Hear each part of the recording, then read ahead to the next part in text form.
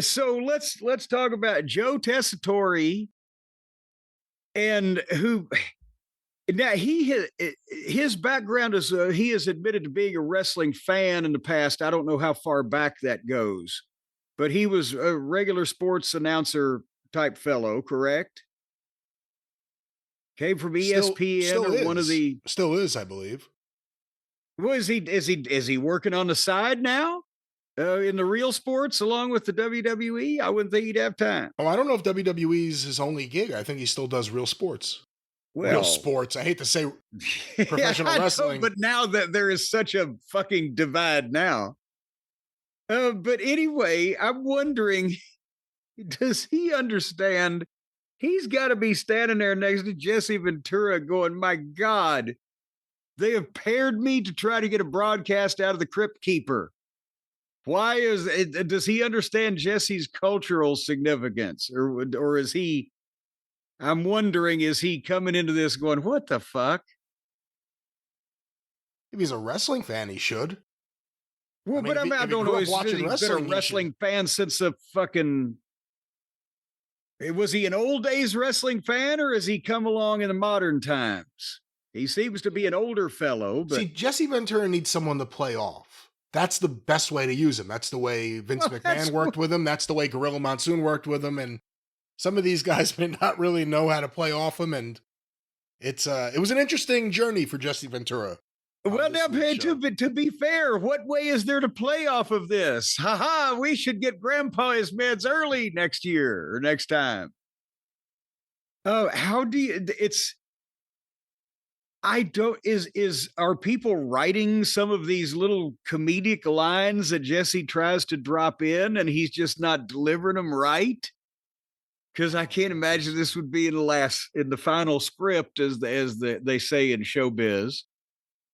He's meandering off into fucking tangents, and I knew, Brian, I could feel it in my bones as soon as he did the intro, the stand-up where he said, talking about the cage match, they're going to stay inside there. Somebody's going to win inside the cage. I said, he doesn't know what they're going to fucking do, does he?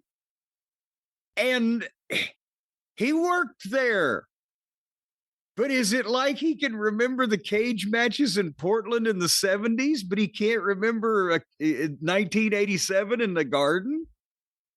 Well, we could just talk about this here, even though it took place later when he was on commentary. Well, let's just flip. I'm going to flip ahead in my notes to that. He made a few comments about how, NBC would never allow a cage match.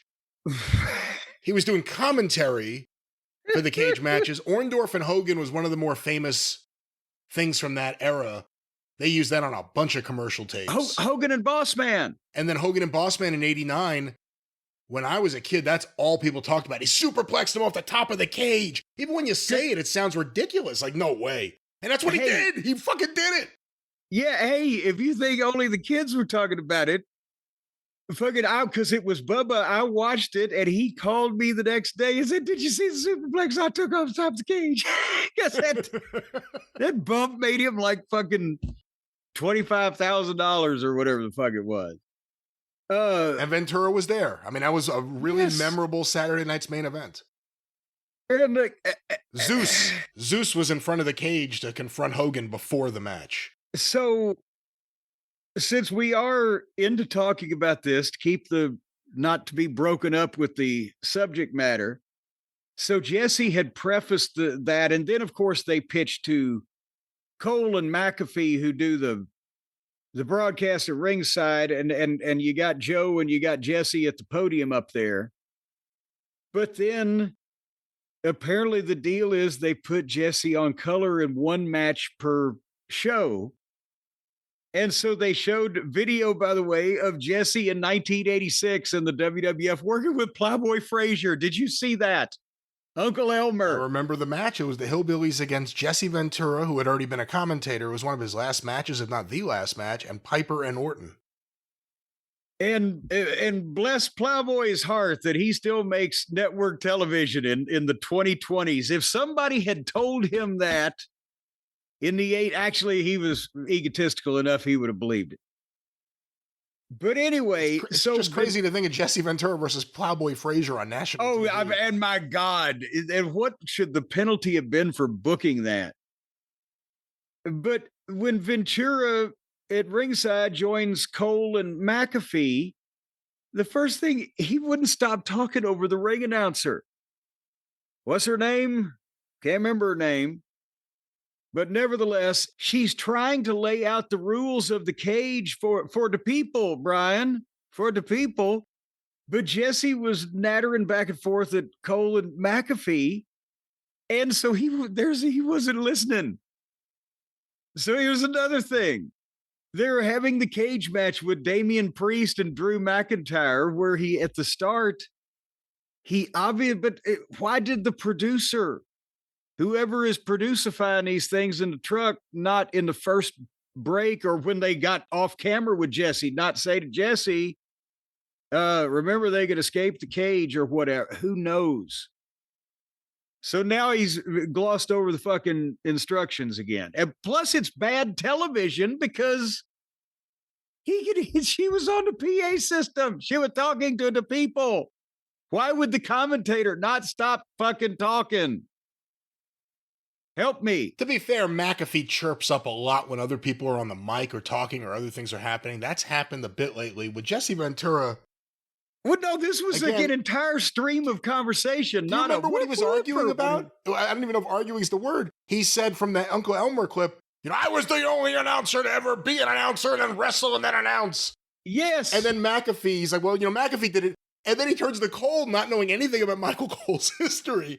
And Michael Cole's like, well, I did too. And Jesse goes, who did you wrestle? And Cole should have said the answer. He didn't, because the answer would have been Jerry Lawler.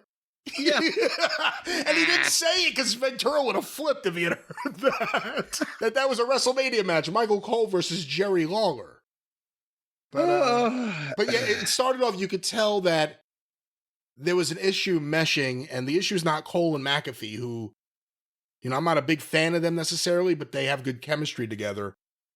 No one was on the same plane as Jesse, seemingly. No one was on the same plane because I think the plane has run out of gas.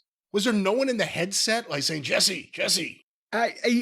Again, that's it's hard to think that there's not, because of the professionalism normally associated with this broadcast, unless is that part of the deal that you can't fucking tell Jesse what to say or whatever, or you got to give him this in writing 6 hours beforehand. I don't know. But anyway, back to the finish of the cage match. Jesse Ventura watched Damian Priest walk out at Boom and the bell ring, and it was like aliens from another world had landed. What the fuck? If he could have said fuck, how do you win? This is a quote. I wrote it down. How do you win it going out the door? This is another quote. What kind of BS is that? You can walk out the door? I've been doing it like this for 40 fucking years. I can't take it. And he wouldn't get off it. And at that point, unless he's just turned, there's a thing where they're trying to talk to you in your headset from the truck, but you can turn their volume down, and he had to have, because he was going on and on. And then he started rolling his eyes. Boy, that was exciting, wasn't it? That's a quote. That is a quote. Boy, that was exciting, wasn't it? Why did he have his limo driver pull up and pick him up at the door? And they couldn't stop him. They couldn't talk over him. Oh my God. Yeah, that was the greatest shit I've ever heard. He just shit all over it. I've heard wrestling promoters do promos on TV about the opposition running against them in a town that was more professional and fucking favorable than that fit. Jesse didn't like that fucking finish. What? You said on the first couple of Saturday nights made of it, but Jesse makes it. He's the era, the name. It's the Do we need to maybe ask Jesse to watch at home next time? I don't know. It did seem like he aged like 10 years between the last Saturday Night's Main Event and this one. He was dehydrated. Somebody needs to fucking put a garden hose up his ass and fill him up with another 60 pounds of water. He got there. He was a part of the opening thing with Joe Tessitore, or whatever his name is. I think that is his name, Joe Tessitore. Yes, Tessitore. And then later on, so there's a gap right there. Where was he at catering? Where was he? Later on, he comes out for commentary where he seemingly has no idea the rules of a cage match, including the ones he called.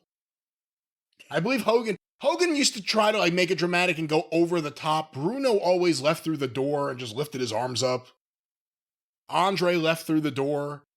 I mean, we've seen a lot of these matches. Jesse called some of them. He had no idea. No one clued him in. And then Jesse just decided, I mean, it's so over the top. I mean, it would almost make you think they were okay with it. But during that entire match, no one gave him a heads up like on what's going on or anything. It's questionable just the way it happened. But it was great. I can't explain it, but I guarantee you, when in the truck they were hearing what kind of BS is that? You could walk out the door. Boy, that was exciting, wasn't it? And the fact that the other announcers are trying to go somewhere else, somebody was saying, lay out Jesse, lay out Jesse. They should have him do more commentary. The voice of the fans. He tells it like it is. This is BS. It would have been great if he asked for a refund. You should give the fans back their money.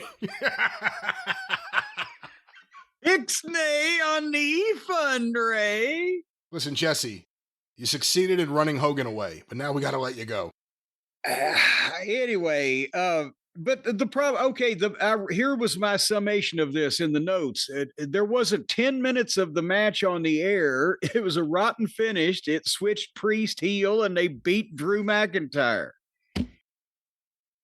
Well, holy shit. But that was in the middle of the show. We wanted to lead with that because of Jesse's absolute astonishment and gobsmackery that they would allow such a thing to happen in one of their matches on the program that a company he's been associated with on and off for 45 fucking years.